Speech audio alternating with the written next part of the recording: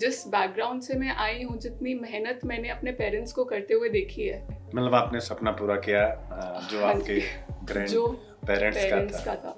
आप डॉक्टर भी हैं, बीबीएस भी हैं, उसके साथ आप अभी दिल्ली में एज असिस्टेंट कमिश्नर आप पुलिस आपकी जो है ट्रेनिंग भी चल रही है, उसके साथ अब आप आईएएस प्रॉपर डिस्ट्रिक्ट मजिस्ट्रेट के लिए अब आप रेडी हो चुकी हैं। तो this is the big thing. आपने जब जनवरी 2022 से गाइड किया तो उसके बाद 5 महीने में मेंस था। उन 5 महीनों में बहुत अच्छे से हम उसको डायरेक्शन में ले जाते हैं। हेलो एवरीवन, नमस्कार, स्वागत है आप सभी का अभिव्यक्ति आईएएस यूट्यूब चैनल पर। और जैसा कि आप सबको पता है, ये एक डेडिकेटेड सिविल सर्विसेज के लिए ये यूट्यूब चैनल है। और आज हम लोग बातचीत करेंगे डॉक्टर रिदम आनंद से, उनके बारे में सब कुछ जानेंगे, और जो कि आपकी ही IQIP फैमिली का एक हिस्सा रही हैं। डॉक्टर रिदम आनंद, स्वागत करता हूँ आपका। और सबसे पहले आपको बहुत बहुत बधाई, बहुत बहुत शुभकामनाएं एक उज्जवल भविष्य के लिए। और मैं ये जानना चाहता हूँ, या मैं ये चाहता हूँ कि आप बताएं बच्चों को अपनी इस जर्नी के बारे में कि अभी आप क्या हैं, पिछले साल आप क्या थी, please. Thank you so much sir, पहले मेरे को अपने इस यूट्यूब चैनल में बुलाने के लिए। मेरा नाम डॉक्टर रिदम आनंद है। मैंने इस साल 142 रैंक से सिविल सर्विसेज एग्जामिनेशन क्लियर किया है। ये मेरा 4th अटेम्प्ट था। लास्ट ईयर भी सेम एग्ज़ाम मैंने 895 रैंक से क्लियर किया था, और मुझे Delhi Andaman Nicobar island police services last year allot हुआ था, जिसकी ट्रेनिंग पर मैं अभी हूँ और अब नेक्स्ट ट्रेनिंग पे जाने के लिए तैयारी कर रही हूँ। अच्छा, चलिए, एक बड़ा ही ऑब्वियस सा क्वेश्चन है कि अभी सिलेक्शन के बाद कैसा लग रहा है?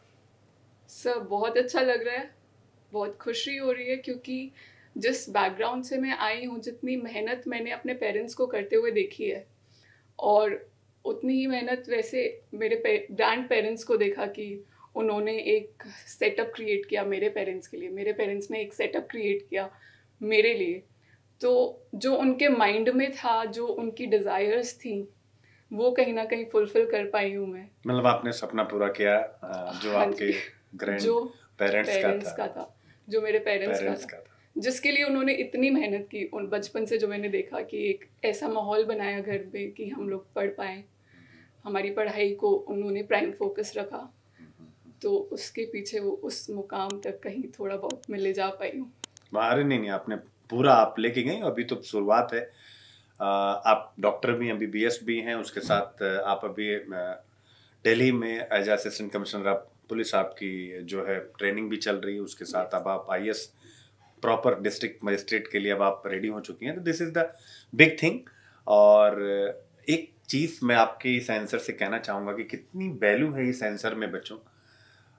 जो मतलब इन्होंने आंसर किया है, हमारी जो बातचीत में निकल करके आया कि जैसे हम करते हैं ना पीढ़ियों की बात, तो जब हम पीढ़ियां पढ़ते हैं यानी जनरेशन्स पढ़ते हैं, तो इन्होंने कितनी बढ़िया से बताया कि मेरे ग्रैंड पेरेंट्स ने जो मेरे पेरेंट्स के लिए सेट किया था, और उनके पेरेंट्स ने जो इनके लिए सेट किया, और इन्होंने उसको जस्टिफाई किया।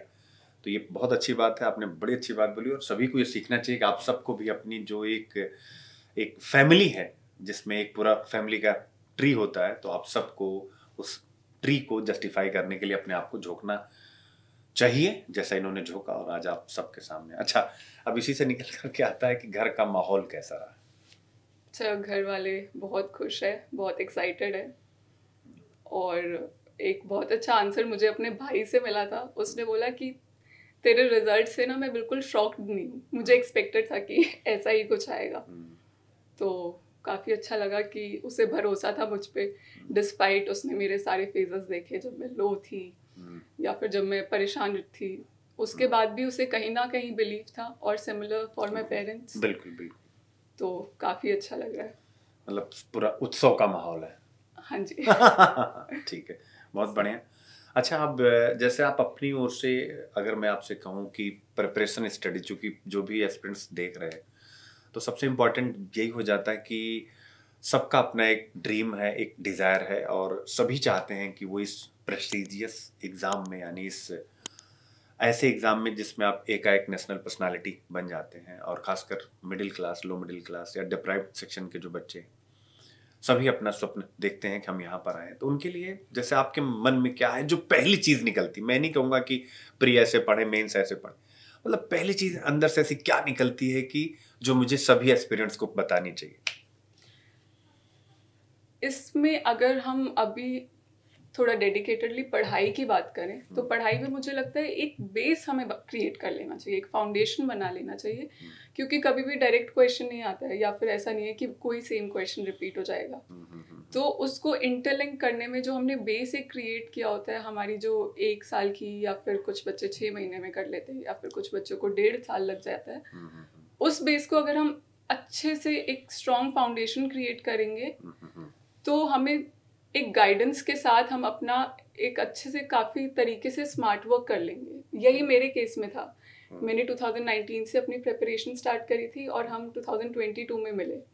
तो जो एक मेरा बेस था उसको आपने जब जनवरी 2022 से गाइड किया तो उसके बाद 5 महीने में मेंस था।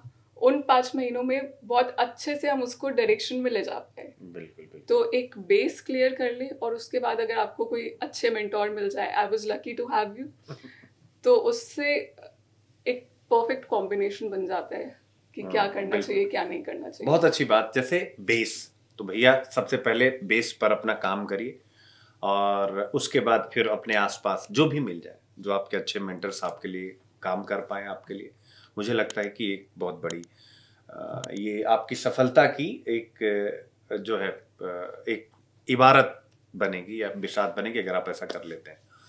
तो रिदम, अब अगर हम लोग बातचीत करें इन सब डिस्पाइट ये सारी चीज़ें, तो जैसे अगर हम प्रीलिम्स के लिए बात करें या हम कंप्लीट स्ट्रेटजी पर बात करें, तो आपको क्या लगता है कि स्पेसिफिक बातचीत की जाए या फिर हम लोग मतलब स्पेसिफिक का मतलब कि प्री के लिए अलग हम बात करें, मेंस के लिए अलग बात करें, इंटरव्यू के लिए अलग बात करें, या हम सीधा बस बता दें कि भाई आपको ये करना चाहिए कंप्लीट? तो क्या अच्छा रहता है? एज अ स्टूडेंट आपने क्या महसूस किया?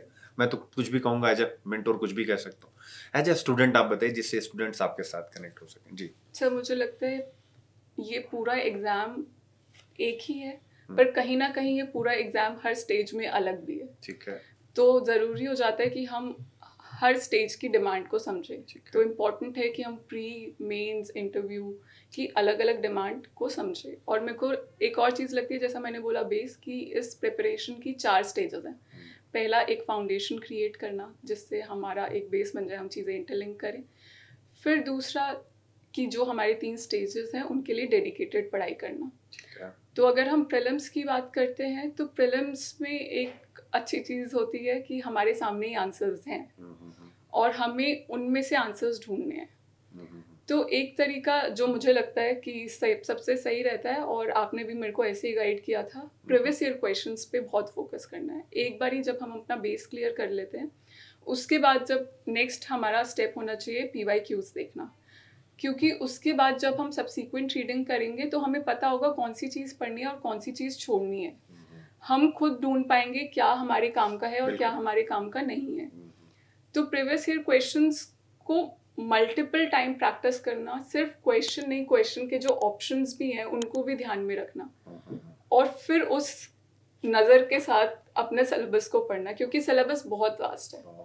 और ऐसा बोलते भी है कि प्रीलिम्स में तो कुछ भी अंडर द सन कवर हो जाता है। तो उसको एक दायरा देने के लिए ये ज़रूरी है कि हम प्रीवियस ईयर क्वेश्चंस को और अपने सिलेबस को बिल्कुल गांठ बांध ले कि इससे रिलेटेड चीज़ें हमें पढ़नी है या फिर इससे रिलेटेड चीज़ें में हमें रिसर्च करनी है या समझना है। अरिदम, मैं एक चीज़ यहीं पर आपसे मतलब एक बात और जो करना चाहता हूँ बच्चे एग्री भी करेंगे उससे। अच्छा, जितने भी टॉपर्स होते हैं, जैसे हम भी अपने टाइम पे मतलब सब ये कहते हैं कि सिलेबस देखो, PYQs देखो। बड़ी मज़ेदार बात है, इसको आप समझिएगा। मैं भी कहता हूँ, ऐसा नहीं कि जो मेंटोर होता है वो भी कहता है भाई PYQ देखो, ये देखो। फिर भी ऐसा क्या है? खासकर मैं आपको अब यहाँ अपनी ऑडियंस पे लेके आऊँगा, क्योंकि अपनी ऑडियंस का मतलब कि ऑब्वियस है पिछले 3 सालों से आप मेरे साथ हैं, और तो ये जो IQ-IP हमारी फैमिली, आप उसका हिस्सा है, और ये अब आपकी फैमिली होगी, आपकी रिस्पॉन्सिबिलिटी इन बच्चों के लिए। और इसमें काफ़ी बच्चे जो हैं वो रूरल बैकग्राउंड से हैं, यानी मैक्सिमम हिंदी मीडियम और कुछ मराठी और गुजराती लैंग्वेज में मुख्य परीक्षा देते हैं। तो ये एक बड़ी संख्या है मेरे पास। कुछ जो ओडिशी लैंग्वेज है उसके भी हैं, यानी उड़िया, उसके साथ साथ बंगाली बच्चे भी हैं, मतलब मेरा कहने का मतलब बड़ा ही हम्बल बैकग्राउंड उनका, इकोनॉमिकली मैं बात कर रहा हूँ, बाकी तो सब बच्चे एक ही जैसे होते हैं। और जो स्कूलिंग है वो भी बहुत अच्छी नहीं हुई, जैसे आप MBBS हो, दिल्ली से आप जो है हो, यहीं से बॉर्न हो, ब्रॉटअप हो, तो एक बेस तो मिल ही जाता है उन बच्चों के लिए। जैसे कि अगर हम यही कहते हैं कि PYQ और ये सारी चीजें, वो बच्चे सिलेक्शन में अपना जो रेशियो है वो बढ़ा नहीं पा रहे हैं, और बहुत खराब रिजल्ट है अगर मैं कहूँ तो। जो बच्चे हिंदी मीडियम के हैं खासकर, तो आपको क्या लगता है कि वो कहाँ पर ज्यादा फोकस करें? ऐसे ही नेचुरल कोई ऐसा देखिए, कोई इसका साइंटिफिक आंसर नहीं है कि अब आप कुछ ऐसा बता दोगे जो दिल की आवाज। अच्छा, इसका एक रीज़न ये है या फिर एक बात ये है कि जो हमें लगता है कि आसान चीज़ है, वही आसान चीज़ सबसे डिफ़िकल्ट होती है, क्योंकि उस आसान चीज़ में कहीं ना कहीं एक बॉर्डम छुप जाता है। जैसे कि स्पोर्ट्स में होता है, हम लोग को इतना टाइम नहीं मिलता है स्पोर्ट्स खेलने के लिए, पर स्पोर्ट्स में एक बॉर्डम है, एक वही रोज़ की प्रैक्टिस है, उस मोनोटनी को आपको कंटिन्यू करना है और उसी में मास्टर करना है।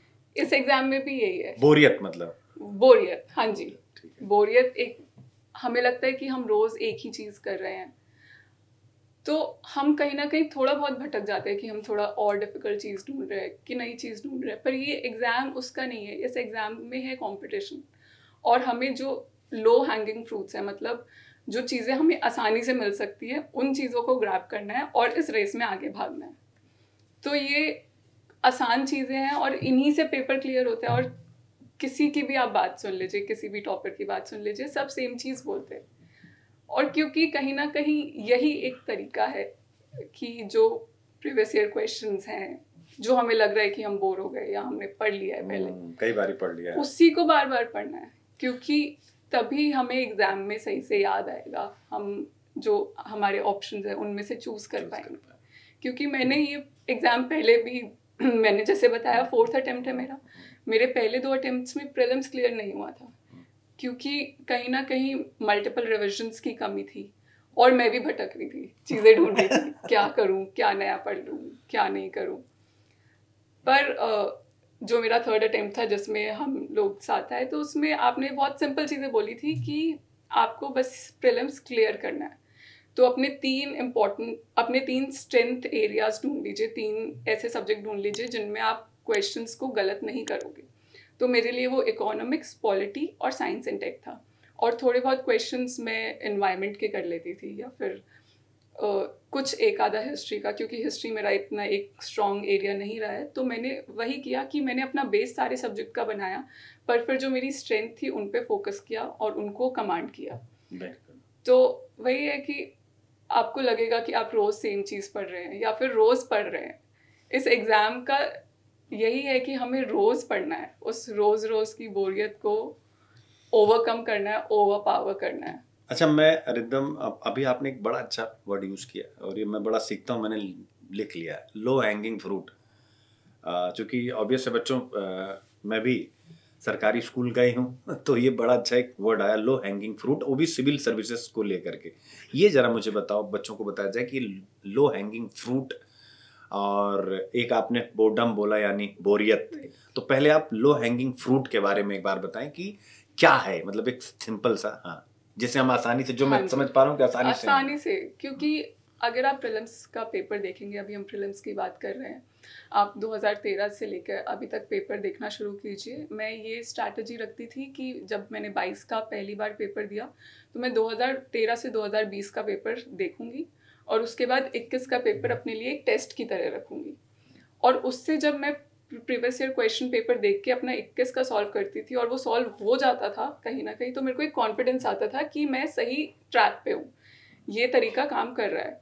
तो उसमें आप देखेंगे कि कुछ कुछ क्वेश्चंस होते हैं जो आसान होते हैं, जो हमने जो अपना बेस पढ़ा है उसके बेसिस पे हम उन्हें आंसर कर पाते हैं। तो हमारा फोकस ये होना चाहिए कि वो वाले क्वेश्चंस हमारे गलत ना हो। बिल्कुल। और मैं काफ़ी कंफ्यूज थी कि मेरे को ज़्यादा नंबर ऑफ क्वेश्चंस अटेम्प्ट करना चाहिए कि एक्यूरेसी पे फोकस करना चाहिए। तो आपने मेरे को हमेशा बोला एक्यूरेसी पे फोकस करो, और उसी से प्रीलिम्स में अच्छा स्कोर रहा दोनों बार।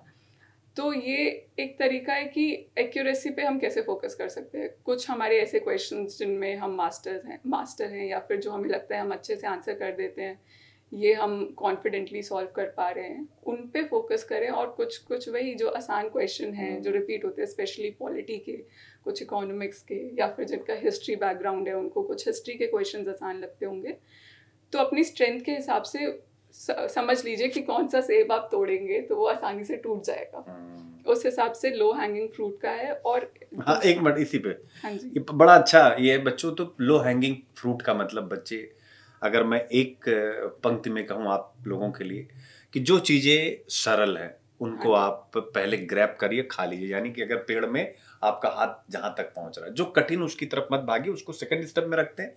एक चीज हो गया। और लो हैंगिंग अगर मैं एग्जांपल के साथ आपको बताऊं, जैसे अब अगर आरबीआई का काम पूछ लेता है, मॉनेटरी पॉलिसी क्या काम करती है, उसका स्ट्रक्चर क्या है, कितने लोग उसमें होते हैं, तो ये सब लो हैंगिंग फ्रूट है। जैसे अगर हम पॉलिटी का बात करें तो जो प्रेसिडेंट हो गया, कि वो भाई वास्तविक होते हैं या नॉमिक होते हैं, क्या होते हैं, तो सिंपल सी चीजें। ठीक है, बहुत बढ़िया। तो लो हैंगिंग फ्रूट अब आपकी डिक्शनरी में होना चाहिए। दूसरा, ये बोरियत वाला बताओ। ये बोर्डम जो आपने एक शब्द बोला, बोरियत, तो ये बोरियत इस एग्जाम में भाई आती तो ही, हर हम इंसान हैं, बोरियत को हमें कमी के रूप में नहीं लेना है। हम इंसान है, हमारी लाइफ में अच्छा बुरा सुख दुख आता रहता है। तो ये बोरियत आप अपने एग्जाम के पैटर्न से नेचुरल बताओ, कब आपको आई, कब आपने सोचा कि यार अब मैं मतलब क्या ही पढ़ूं, मैं छोड़ देती हूँ, बोरियत वाला। तो ये जरा बोरियत वाला नेचुरल बताओ, जिससे कि कुछ बच्चे ऐसे हो कि अच्छा हाँ ये मेरे अंदर भी है, लेकिन मैं रिदम मैम की तरह सिलेक्ट हो सकती हूँ। इस एग्ज़ाम की एक खासियत है अनप्रिडिक्टेबिलिटी। हमें पता नहीं होता है कितना टाइम लगेगा, क्योंकि मैंने भी जब शुरू किया था बीइंग अ डॉक्टर, मैंने अपने घर वालों से बात की थी, मैं एक अटेम्प्ट दूंगी, अगर उसमें क्लियर हो जाता है तो ठीक है, क्लियर नहीं होता है तो मैं अपनी पोस्ट ग्रेजुएशन कर लूँगी। पर जब मैंने पहला अटेम्प्ट दिया तो मुझे पता था कि मैं अपना 100% नहीं दे पाई हूँ, तो उसमें मेरे को सेटिस्फैक्शन नहीं हुई। मेरा मेन फंडा था कि मेरे को अपना 100% दे के एक ऐसा अटेम्प्ट देना है जिसमें वो क्लियर हो जाए, और वो 100% वाला अटेम्प्ट मेरा थर्ड अटेम्प्ट था।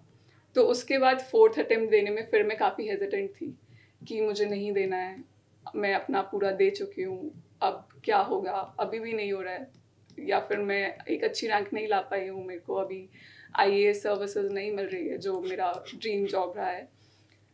तो फिर उस टाइम मेरे को सबने समझाया, आपने समझाया, घर वालों ने समझाया कि बेटा दे दो। और फिर एक कॉमन फिगर है, काफ़ी मीम्स वगैरह में आती है कि एक खुदाई कर रहा है एक इंसान पहाड़ की, और बिल्कुल इतनी सी वॉल बची है, उसने इतना सारा एरिया खोद दिया है, इतनी वॉल के पीछे ही खजाना है। अब वो यहाँ से पीछे भी जा सकता है, या फिर बहुत थोड़े 5-10 दिन का और काम है, वो तोड़ के अपना खजाना भी ले सकता है। तो मुझे लगा चलो ठीक है, इस फंडे को अप्लाई कर लेते, एक्सेप्ट कर लेते और ये वाला अटेम्प्ट भी दे देते हैं। तो क्योंकि एग्जाम में कितना भी टाइम लग सकता है, तो खजाना इनको मिला, याद रखना, इन्होंने मतलब बैक ऑफ नहीं किया, खजाना मिला। तो मेरे बच्चे ये हमेशा याद रखिएगा, जो लोग कहते हैं ना कि कभी कभी कहते रहते हैं कि एक सेकंड ओपिनियन लेके चलो, आपके पास तो सेकंड थॉट था। और इन्होंने बच्चे कोविड में बहुत अच्छा काम किया दिल्ली में, और इनको प्रेस पेपर भी मिला हुआ है, प्रशंसा पत्र मिला। तो कोविड में अच्छा काम करने का प्रशंसा पत्र भी मिला हुआ है।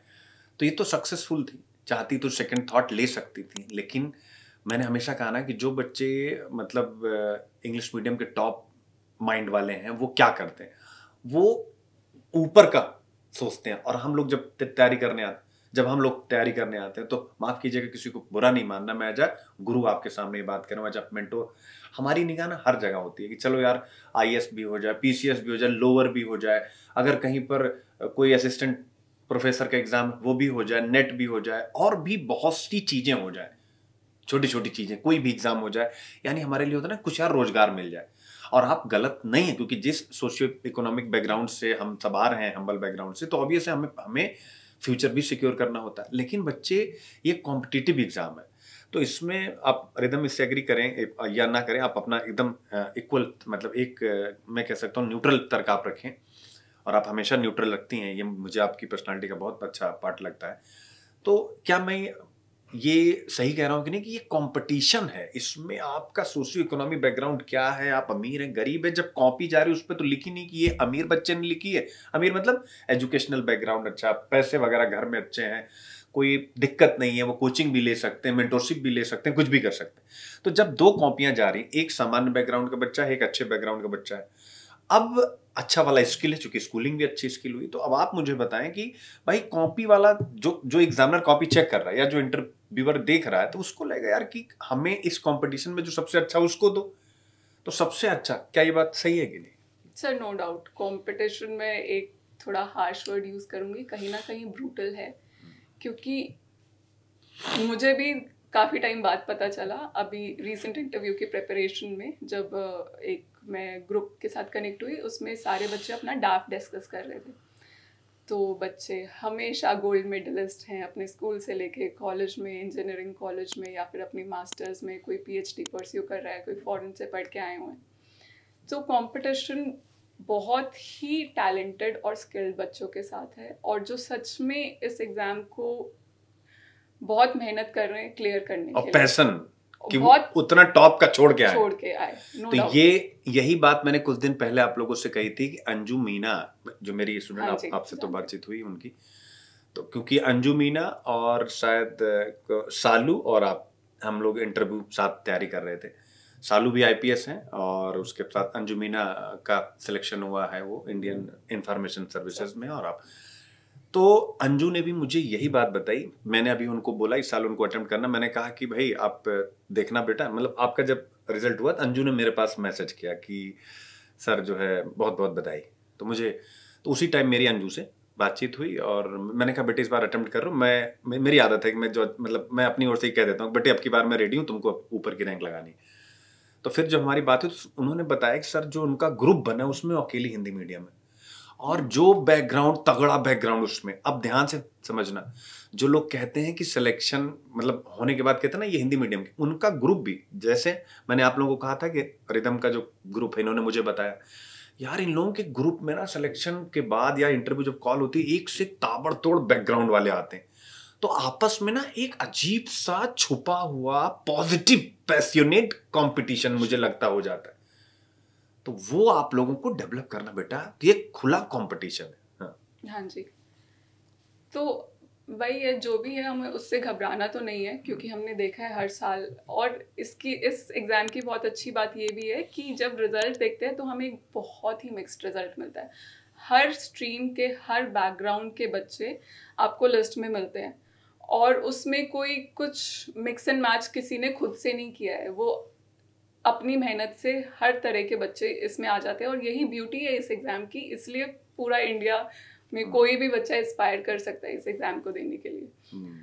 तो हमें याद ये रखना है कि हर एक इंसान 1 घंटा ज़्यादा पढ़ रहा है या फिर वो 2 घंटा हमें ज़्यादा पढ़ रहा है, तो जो भी हम अपने आप को मैक्सिमम पुश दे सकते हैं उस पुश को ज़रूर देना है कि हमारा कॉम्पिटिटर ने 2 घंटे और पढ़ लिया हमसे ज़्यादा, आज हमने वेस्ट कर लिया। तो इस चीज़ को कहीं ना कहीं माइंड में रख के पढ़ते हैं तो हमें एक पॉजिटिव मोटिवेशन का वो काम करते हैं। और वही जो हम एक बोर्डम वाली बात कर रहे थे, तो इतना लंबा ड्यूरेशन इस एग्ज़ाम का हो जाता है तो कभी कभी बहुत रेपिटेटिव लगता है कि हमें वही चीज़ दोबारा पढ़नी है। पर एक चीज़ आपने देखा होगा कि हम एक चैप्टर भी दोबारा पढ़ते हैं तो कुछ ना कुछ नया उसमें हमें मिल ही जाता है। वेरी गुड, बिल्कुल। तो जितनी हम रेपिटेशन करेंगे उतना ही हमें फायदा होगा। हमें कम चीज़ पढ़नी है और ज़्यादा बार पढ़नी है। बिल्कुल। तो ये देखो, अब मैं बताता हूँ, जैसे अब इन्होंने अपनी बात बताई, रिदम ने, बोरियत वाला और ये वाला, ये कह भले रही हैं, लेकिन चूंकि 2022 से लेकर के 2024 आज जब आप मेरे साथ बैठे हैं और आगे भी ये मेरे साथ है, मतलब मेरी गाइडेंस में, मैंने इनके अंदर जो सबसे बड़ी बेटा खूबी देखी, और जिसके बारे में आप सब जानते, मैंने क्लासेस में कितनी बारी कह दिया था कि बंदी को अगर टास्क दे दो ना तो फिर टास्क हिलना नहीं, टास्क कंप्लीट होना। ये जो सबसे बड़ी चीज है वो अद्भुत है। तो बोरियत ये कह रही कि हम सबकी लाइफ में, लेकिन इनका जो सबसे बड़ा, जो मैं जो as a mentor, as a guru मैं अपने आप को अगर कहूं, तो आपकी सफलता में मुझे जो सबसे ज्यादा लगा वो कंसिस्टेंसी लगी। Yes sir. अप्स डाउन, कुछ भी कैसी भी स्थिति होती थी, तुरंत मेरे पास मैसेज आ जाता कि सर अभी मैं परेशान हूँ, कुछ ऐसा वैसा, फटाक से मैं बुलाता था, हम मिलते थे, मैं बता देता था कि ये वो जो कुछ भी होता था। और मैं ज़्यादा कितना टाइम, आधे घंटे, 10 मिनट, 20 मिनट, कभी कभी तो 5 मिनट, और उसी इतने में बंदी बिल्कुल रिचार्ज की नहीं, अब फिर हमें स्टार्ट कर देना। तो मेरा ये कहने का मतलब है कंसिस्टेंसी आप में तगड़ी रही है, जो मुझे लगता है। बाकी तो ऑब्वियस आप IAS हो, DM बन चुके हो, तो उसमें ये कहना कि बड़ा आप वो क्या बहुत पढ़ाकू बहुत विद्वान, वो सब तो अब जस्टिफाई हो चुका। तो एक गुरु अगर आपसे कुछ भी आपके बारे में अपने अन्य बच्चों को बताना चाहेगा तो यही बताएगा कि क्या क्या सबसे ऐसा था कि जो सिलेक्शन की तरफ आपको ले गया। तो नॉलेज के बेस पर ही आप हुए, तो एग्जाम है, कॉम्पिटिटिव एग्जाम, बट मुझे इनमें सबसे बड़ी चीज लगी थी कंसिस्टेंसी। वो अद्भुत थी। मतलब कि न पार्टी न फंक्शन, जाना भी है तो मतलब एक प्रेशर लेके जाना है कि यार और कहाँ जाना है, जो बहुत खास, शायद आप एक ही दो गए होगे इतने सालों में, मुझे लगता है। हाँ जी, मतलब मेरा को लगता है कि एक ग्रॉस बैलेंस बना के हमें चलना चाहिए, क्योंकि एक हम भी एक सोशल क्रीचर हैं कुछ बहुत। और मुझे लगता है कि हम कैसे अच्छे सिविल सर्वेंट बनेंगे, हम लोगों को सर्व करने की बात कर रहे हैं, अगर हम अपने पर्सनल रीजन के लिए कुछ अपने इम्पोर्टेंट काम छोड़ दें, तो फिर तो कहीं हम फ्यूचर में भी जब सर्विस कर रहे होंगे अपने कोई पर्सनल मोटिव के लिए, हम अपना कुछ दरकिनार कर सकते हैं इम्पोर्टेंट काम। तो मुझे ये लगता है कि एक ग्रॉस बैलेंस चीज़ को करना चाहिए। तो मुझे ये सबसे ज़्यादा इम्पोर्टेंट चीज़ रहती थी कि जिन लोगों को मेरी ज़रूरत है बीइंग अ डॉक्टर, मैं अपने रिलेटिव्स के लिए, अपनी फैमिली के लिए और अपने दोस्तों के लिए हमेशा एज अ डॉक्टर अवेलेबल रही हूँ। अपने कॉलेज में फर्स्ट ईयर में मेरे लिए भी भाई, मैं कुछ तबीयत खराब, मैं बोलता भाई रिदम मुझे ये समस्या हो रही है, बिल्कुल। हाँ, फर्स्ट ईयर में बताया गया था कि हम डॉक्टर्स फ़ोन स्विच ऑफ नहीं करते हैं क्योंकि हमें हमेशा अवेलेबल होना होता है। तो उस चीज़ के लिए मेरे, अगर मैं पढ़ भी रही हूँ और मेरे फ्रेंड की कोई मेडिकल क्वेरीज हैं, मुझे लगता था कि ये आंसर करना मेरी पहली रिस्पॉन्सिबिलिटी। अभी मैं नेक्स्ट रिस्पॉन्सिबिलिटी की तरफ मूव ऑन कर रही हूँ, पर अभी भी मेरी कुछ रिस्पॉन्सिबिलिटीज़ हैं। तो ये था कि आपको इम्पोर्टेंट चीज़ें प्रायोरिटाइज करनी होंगी, और एक टाइम ऐसा होता है कि पढ़ाई हमारे लिए सबसे इम्पोर्टेंट है, तो उसमें हमें देखना चाहिए कि क्या हमारी डिस्ट्रैक्शंस है, किसको हमें अवॉइड करना है, और क्या हमारी सच में कुछ ऑनेस्ट रिस्पॉन्सिबिलिटीज़ हैं जिनको हमें फुलफिल कर लेना चाहिए। तो ये है कि अब एक कंसिस्टेंसी की बात जो रहती है, हर दिन सेम नहीं होता, एक इम्बैलेंस क्रिएट होता है, कुछ दिन हम लो होते हैं, कभी बीमार होते हैं। तो बहुत इंपॉर्टेंट है कि हम ग्रॉसली एक कंसिस्टेंसी मेंटेन करें कि हम शायद एक दिन नहीं पढ़ पाए तो अगले दिन हमारा ये सोच के वेस्ट ना हो कि हमने नहीं पढ़ा है, उसको हमें अगले दिन थोड़ी एक्स्ट्रा चीज़ें और कवर करनी है, 3-4 दिन में पिछले दिन का भी जो हमने नहीं पढ़ा था वो कवर कर लेना है। तो अपने शेड्यूल के हिसाब से हमेशा हमें खुद को पुश करना है या खुद को उठाना है कि चलो आज पढ़ो, आज पढ़ो, बिल्कुल आज पढ़ो। तो ये आप देख सकते हैं कि जो सबसे बड़ी बात इन्होंने बोली, और उसको मैं सीरियस नोट पे आप लोगों से कह रहा हूँ कि जैसे ठीक है साथ, मतलब आपके घर में फंक्शंस हैं, बहुत कुछ है, तो अगर बहुत खास है तो आप उस दिन उसी एग्जैक्ट टाइम पे जा करके सेलिब्रेट कर सकते हैं। आगे पीछे का टाइम आपको वेस्ट नहीं करना चाहिए। जैसे मैं कहता हूँ शादी भी है, तो शादी में एग्जैक्ट जयमाल वाले टाइम पे जाओ, जयमाल हो गया, खाना पीना खाया, चले आए। मैं इनका इसलिए बोल रहा हूँ कि अब आप मुझे बताना, सिलेक्शन के बाद की कहानी, ये तो हो गया सिलेक्शन के पहले की कहानी, अब सिलेक्शन के बाद की कहानी। अब रिलेटिव्स का रिएक्शन, लोगों का आना कितना फ्रीक्वेंट हो चुका है, हुआ है कि नहीं हुआ? तो इसका मतलब क्या है कि रिश्ते आपके अपने हैं। हाँ जी। आप पहले बताएं कि पहले आप बताएं, तब बच्चे अधिक समझेंगे इस बात को कि अब सारे रिलेटिव्स आपके साथ कनेक्ट हुए कि नहीं, वो भी पॉजिटिवली। हाँ जी। और ये कि फंक्शन तो एक बहुत ही छोटी चीज़ है जो आप बहुत इजीली अवॉइड कर सकते हैं।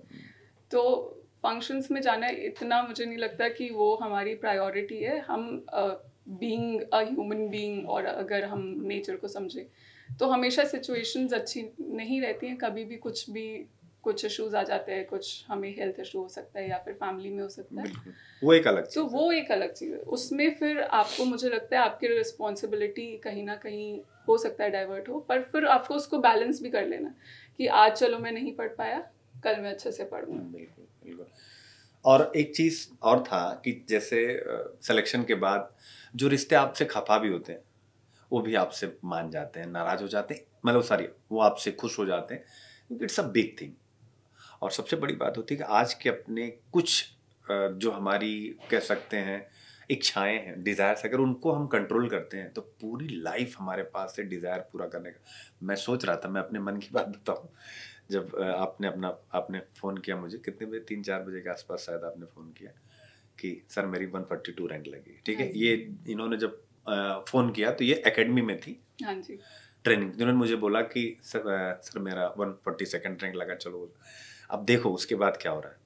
तो मैं घर में आया तो थोड़ा सा मतलब आपका तो खुश था, फिर मुझे मेरा टाइम याद आ रहा है, मतलब तो मैं सोच रहा था कि ये कैसा फील कर रही होगी, ये नहीं कि मेरा नहीं वो सब it's a part of life हो गया। तो मैं सोच रहा था यार ये लड़की कैसा सोच, क्योंकि जब मैं अपना इंटरव्यू का रिजल्ट, चूंकि आप लोगों के टाइम में तो आ जा रहा है नेट वेट में, हमारे टाइम पे वहीं जाना पड़ता था कमीशन पे। तो हम लोग कमीशन गए और एकदम से जोश में देख रहे हैं कि रिजल्ट हो रहा है, किसी का हो रहा है किसी का नहीं हो रहा, तो वो सारी पिक्चर याद आ रही थी। हमने कहा कि इसमें रिदम कैसा फील कर रही हो, क्योंकि डीएम होना इज अ बिग थिंग। मतलब इस एग्जाम में 1000 सीट है, लेकिन उसमें से अगर आप डीएम में आ रहे हो this is the big thing.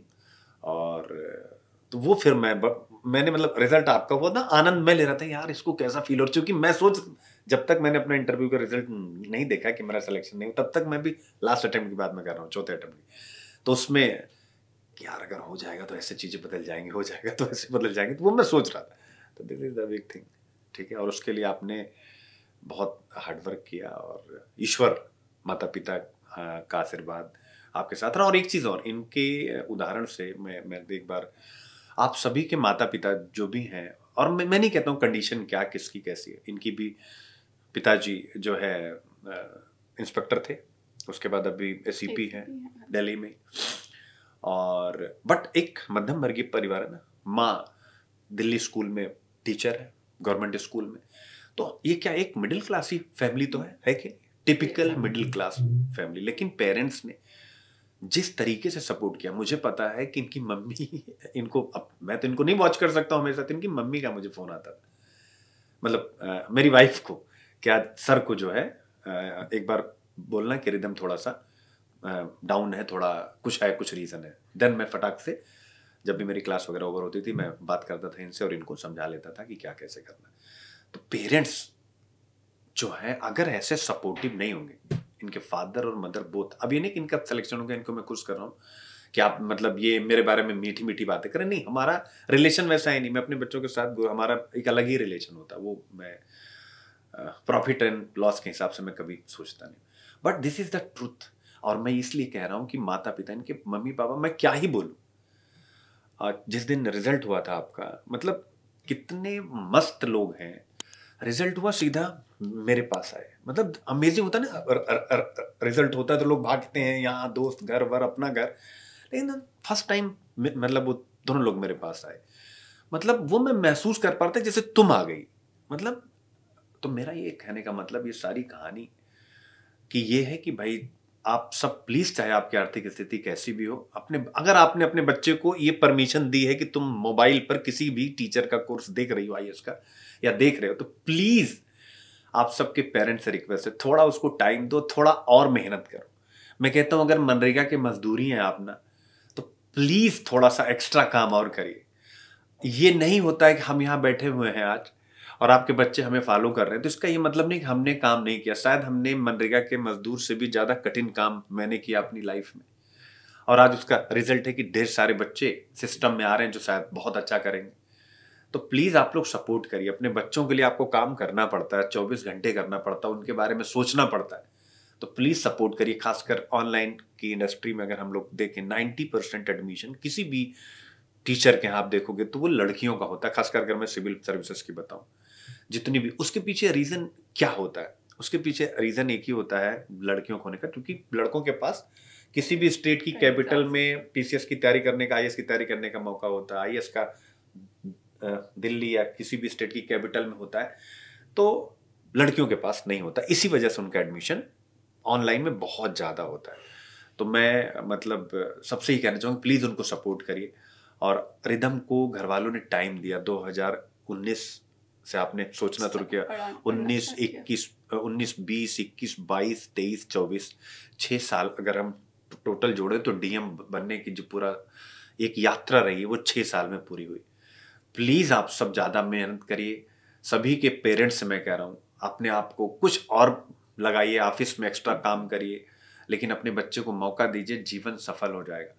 मैं आईएएस नहीं बन पाया, मुझे उसका विश्वास करिए, अफसोस एक रूप में है कि जो सपना देखा वो नहीं मिला, लेकिन दूसरे रूप में नहीं है, उसके पीछे रीजन है ये सब बच्चे मेरे स्वप्न को जो पूरा कर रहे हैं, ठीक है, इनकी जर्नी का एक छोटा सा गिलहरी वाला हिस्सा बन करके मैं बड़ा सेटिस्फाई महसूस करता हूँ।